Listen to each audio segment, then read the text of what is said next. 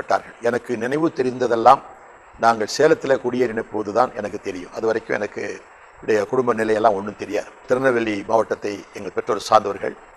அங்கிருந்து நொறுக்கப்பட்டு பலவிதமான இன்னல்களுக்கு உட்படுத்தப்பட்டு அவர்கள் வேலை நிமித்தமாக சேலம் மாவட்டத்தில் ஆசிரியர்கள் குறைவாக இருப்பதை கேள்விப்பட்டு அங்கு வந்தார்கள். வேலை கிடைத்தது. எளிமையான ஒரு வாழ்க்கை தான் வாழ்ந்தோம். ஆனால் என்னுடைய பெற்றோர் ரட்சிக்கப்பட்டவர்கள் அல்ல. அவர்கள் சாதாரண கிறிஸ்தவர்கள். என் தகப்பனார் ஒரு பேப்டிஸ்ட் மிஷனரி இடத்துல கிளார்க்காக வேலை செய்தார்.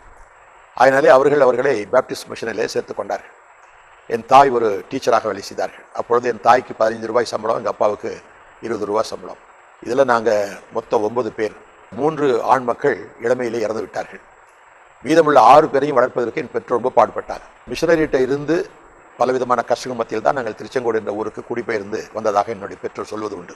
அங்கு வந்தது எனக்கு ஒரு புதிய அனுபவம். அப்போ தான் எனக்கு கொஞ்சம் உலக காரியங்கள் விளங்கி கொள்கிற வயது, ஒரு 7 அல்லது 8 வயது இருக்கும். அப்போது அந்த ஊருக்கு வந்தபோது அது ஒரு இந்துக்களின் புண்ணிய கஷேத்திரம். திருச்செங்கோடு என்ற அந்த ஊருக்கு பெயர் உண்டு. அங்கே ஒரு மலை இருக்குது. அந்த மலை மேலே 2 சாமி கோயில் இருக்கும். கீழே கைலாசநாதர் கோயில் என்று ஒரு பெரிய கோயில். அமாவாசை அன்றைக்கு சுற்றி வட்டாரத்தில் உள்ள எல்லா கிராமத்து மக்களும் வந்து அந்த மலை மேலே ஏறி சாமி கும்பிட்டுட்டு வர்றது உண்டு. அதனால் பார்த்தா ஊர் முழுதும் எங்கே பார்த்தாலும் பொரிக்கடை, பொட்டுக்கடலை, நிலக்கடலை, வாழைப்பழம் நிறைஞ்சிருக்கும். அந்த மலை மேலே ஏறும்போது அரகர அரகர அரோகரான்னு சத்தம் போட்டுட்டு போவாங்க. அதெல்லாம் பார்க்க எனக்கு புதுசாக இருக்கும். ஏன்னா நான் வந்து எங்கள் பெற்றோரோட சிறு வயதில் ஒரு காம்பவுண்டுக்குள்ளேயே, கிறிஸ்டியன் காம்பவுண்டுக்குள்ளே இருந்ததுனால எனக்கு இதெல்லாம் ஒன்றும் தெரியாது. நான் பார்த்து உற்சாகத்தில் எப்படியோ அங்கே ஓடி அந்த மலைக்கு போயிட்டேன். அங்கே போயெல்லாம் சுற்றிட்டு காலை 10 மணி வரதுக்குள்ளே பையன் காணாமல் போயிட்டான்னு இவங்கெல்லாம் தேடிட்டு இருக்கிறாங்க. எனக்கு திருப்பி வீட்டுக்கு வரதுக்கு வழியும் தெரியல. அந்த மாதிரியான ஒரு சூழ்நிலையில் நான் வளர்ந்த போது, அப்பா இவ்வளோ ஜனங்கள் இங்கே வர்றாங்களே அப்படின்ட்டு பசி எங்களுக்கு இருந்தது. சரியான ஆகாரம் இருக்காது.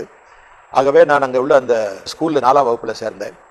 என்னுடைய தகப்பனார் ஒரு ஆசிரியராக அந்த பள்ளிக்கூடத்தில் இருந்தார். அங்கே வந்து எனக்கு ஃப்ரண்ட் பெஞ்சில் இடம் கொடுத்தாங்க.